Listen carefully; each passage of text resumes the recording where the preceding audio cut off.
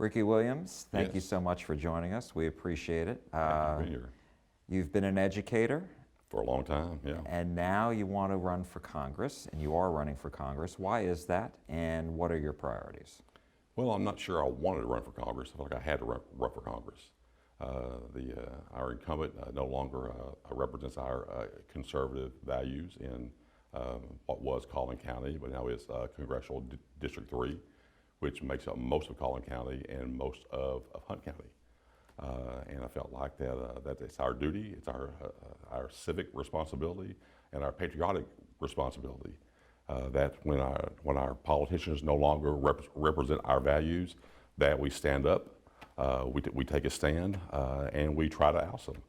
If not, then you're just somebody standing on the sideline griping. So let me ask you this. What was it that the incumbent, Congressman Van Taylor, did that has forced you off the sidelines? Yeah, that's a very good question. First of all, you go back to the year 2020, the election year, and we had COVID running rampant through our country. We had Antifa and BLM burning down our cities, toppling statues. You know, we had Minneapolis burning. We had Kenosha, Wisconsin burning. We had Antifa and BLM take over Seattle, burning the courthouse in Portland, Oregon. Our congressman doesn't say anything. He doesn't stand up for us. You never heard from him. He doesn't condemn those actions. He is a Republican, or claims to be. Did not openly support Donald Trump. So I always say this, that Van Taylor says nothing about everything. He just blends in, waiting for the next election. And then with the 2020 election and what some people would consider considerable irregularities in the election, Van Taylor chose to side with the Democrats and vote to certify Joe Biden. He didn't need to do that. There was no reason to do that. And then later on, he voted he voted along with Liz Cheney and Adam Kinzinger and 100% of the Democrats for the January 6th commission. So that's strike two right there. And then he voted along with all 100% of the Democrats, to remove statues and monuments from our nation's capital that offended Nancy Pelosi. So that's strike one, strike two, strike three. The fact that he does not represent us, he doesn't stand up for us, had me consider and then jump into this race. When you look at his website, he has a conservative voting record. He's been praised by a variety of conservative organizations. So are you saying they have it all wrong? I am saying that. I'm saying if you look at GovTrack, that ranks all of every member of Congress, from conservative down to liberals. When you compare Van Taylor to conservatives or Republicans, he's not conservative at all. In fact, he's one of the more liberal Texas Republicans in the House. You have others in the primary as well. We do. And so I'm wondering what sets you apart from the others who are challenging Congressman Taylor? Well, that's a good question. So I think what sets me apart is I have a different skill level. I have a different, in fact, that's what we need. We need a new skill set in Washington, D.C. We don't need the same old skill set. I've been in public education now for over 35 years. I'm actually in my 38th year. And I've seen firsthand how the federal government will use its influence to infiltrate their policies and programs into our nation's classrooms. And what I've said from day one, and that is we do not need the federal government telling us what to do in our nation's classrooms, certainly in our Texas classrooms. We have a state oversight and we have a local oversight. We need to restore local control to our local school boards and our local superintendents to oversee what takes place in our classrooms. We do not need bureaucrats overseen by Nancy Pelosi and Chuck Schumer writing policy and procedures and telling our Texas teachers what to teach and how to teach our Texas kids in our classrooms. So I'm saying we need the federal government out of our schools. Our schools need to be overseen by our teachers. You know, the best decisions for the education of our children comes closest to that child, and that is the parents and the child. Secondly, the teacher, the parent, and the child, or the principal, the teacher, parent, and child. We do not need mandates coming from Washington, D.C. on what to teach and how to teach our children. What specifically are you talking about when you're talking about mandates from Washington that you would like to see disappear? And can you do that because the federal government does send funding to the schools? So how would you handle all that? So the federal government got involved in funding probably more so back in the 1960s with the Elementary Secondary Education Act. And it just seems to grow and grow and grow. When George W. Bush went to Washington, D.C., and he took the Texas system of accountability to Washington, D.C., and turned into No Child Left Behind. Well, that gave the federal government a foothold, more so than just a foothold, into not only Texas classrooms, but every classroom across the nation. So now you had two different accountability systems. You had the state-developed accountability system, and you had a federal accountability system. We were doing just fine with our state accountability system, but now our schools have to deal with the federal program or a federal accountability and a state accountability. So we've seen how that drives what takes place in our nation's classrooms. So are you talking about basically just giving federal grant monies, essentially? Well, title programs, so sure. Okay, so that you're okay with. Well, I'm saying that money is our money anyway. You know, we send it to the federal government. They just reallocate it back to us with strings attached to it. And you're saying cut the strings. I'm saying cut the string. We don't need the federal government. We don't, it would be silly. It'd be silly if we had our mayors and our councilmen living in Washington, D.C. and running our cities. It makes no sense at all, does it? So why do we need the federal government in Washington, D.C. running our local school districts? It's not necessary. We did a good job long before the federal government got involved. And we need our Texas teachers overseeing our Texas kids, not some bureaucrat from Washington, D.C. writing rules and regulations on what we need to do and how we need to do it in Texas. Now, in some of the larger cities, it may not be the case in the 3rd Congressional District, you have teachers' unions. And so where are you on that? Well, Texas is a right-to-work state. So the teachers' unions are not as effective. Well, I'll say effective. I won't say that they're not effective. We have teacher organizations in Texas, but we don't have Texas teaching unions. But you have associations, like you said. We have associations. They have lobbying efforts, but it's not like a Chicago union. It's not like a New York union. It's not like a Los Angeles union. We are not indebted in Texas to being driven by what the teachers union wants, or because they're really not unions. They're just organizations. What are your other priorities if you're elected? Well, get control of the border. For one thing, Joe Biden is obviously trying to take away my vote by bringing in illegal aliens, this is really more. I mean, this is not just a voting issue, which it is a voting issue. This is a national security issue. It's also a public safety issue as well. I don't need to go to the border for photo ops like other politicians. I used to live in South Texas, and we still have my wife and I is from she is from South Texas, and we have friends and family that still live down there, and we hear firsthand of the horrors that take place with car chases and car crashes and bailouts. Bailouts meaning that people if they just drive their car, they crash them, and then 15 people jump out of it and take off. We just got a notice just this past week of an abandoned pickup, a stolen abandoned pickup on someone's property that drove through their gates and then left that truck. So we hear firsthand of what's going on down in South Texas.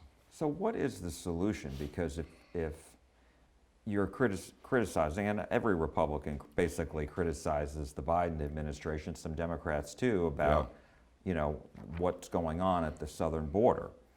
So because it's up to the executive branch to do that, and Congress, being very closely split right now, probably the closest in the House, the Democrats still have a slight majority, and the Senate is 50-50. Who knows what the next Congress is going to look like. Right. But how do you force the executive branch to do it? Because they still have veto power, and it takes, the Republicans would have to have so much control of both houses of Congress to be veto proof, right? If you want to pass legislation. So what's the answer? Well, so you got to understand, I'm not a big Biden supporter, obviously. I feel like he is a lawless president. He does not abide by court orders. He has been ordered to implement Trump's stay in Mexico policy. He just doesn't even adhere to it. I've never seen or heard of a president completely turning his back on court orders. Why would you not want to secure the border? What is the ultimate goal of the Biden administration? And that's rhetorical. We all have our ideas, but it doesn't serve anybody's best interests.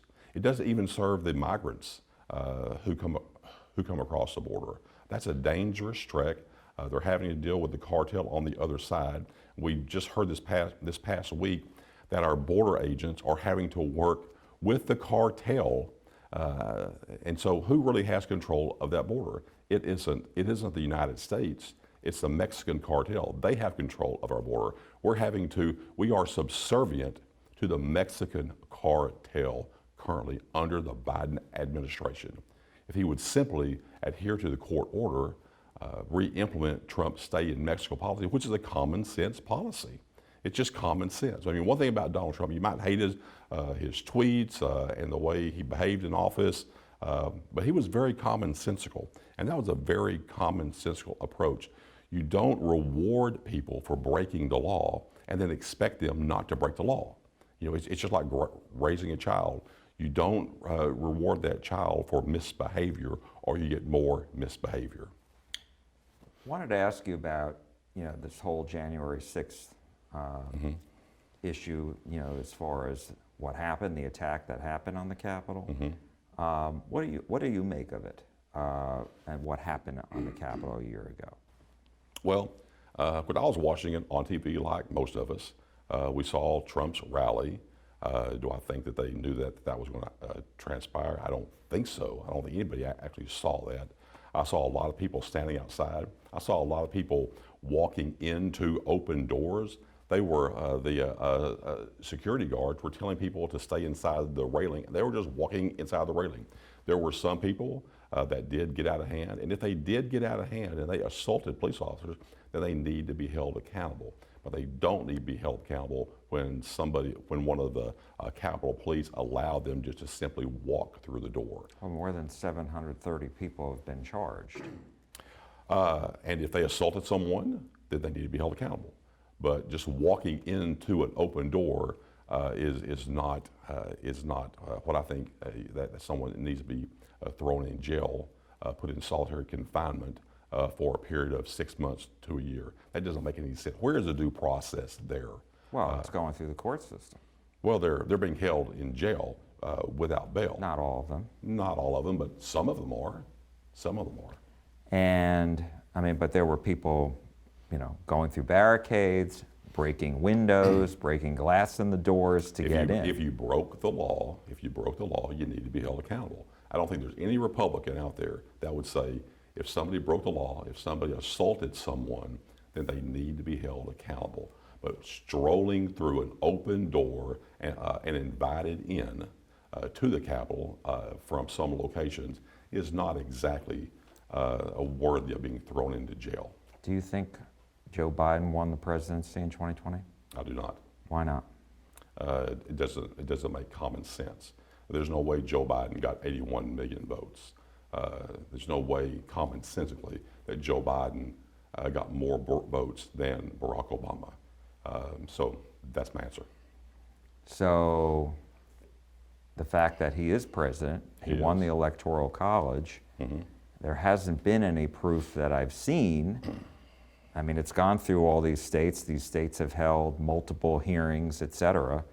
But these states also changed their voting procedures and did not go through their legislators to do so. They did it either through the governor's office or through the Secretary of State.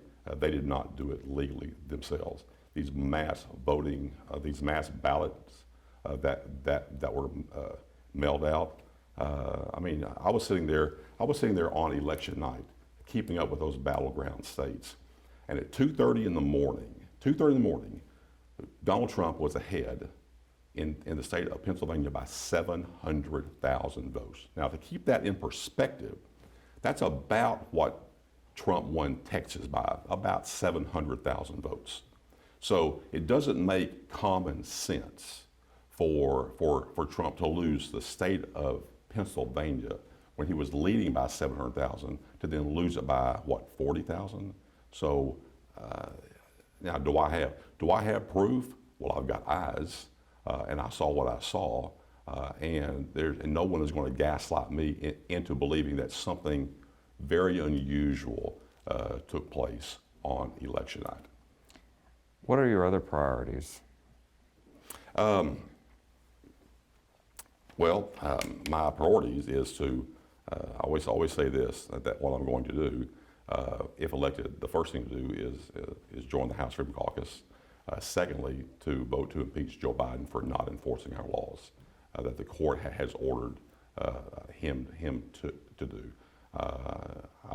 Even before Joe Biden was elected, it was very obvious that he's just a vessel. He's a Trojan horse for others. I don't think he is making these decisions. I think somebody else is. I don't know who it is. I have ideas, but I don't think he's capable of making of these decisions. Every decision that he makes is hurtful to this country, from the Keystone Pipeline. Joe Biden has made us energy dependent again. Now, how is that possible? When Donald Trump made us energy independent, within 1 year we are energy dependent. Gas and diesel is over $3 a gallon. Look at the inflation rates. We don't have supplies in our grocery stores. That didn't occur before. There's more COVID deaths under his watch than was under Donald Trump's watch, and that's with a vaccine. This guy is the most incompetent human being that has ever been theoretically elected president ever, and he's hurtful to this country. He is divisive to this country. Who in their right mind would say that we are going to nominate a Supreme Court justice based on gender and race and not be laughed out of this country? So when you select, if you're only going to select a black female, then you're excluding everybody else. If black females make up 6% of the population, then you're excluding 94%. Does that make any sense at all? That is affirmative action, that is quotas, that is reverse discrimination. To everything that the government says that they are against, they are now for. Rickey Williams, thank you so much for your time today. We appreciate it. I appreciate you. Thank you very much. Thank you.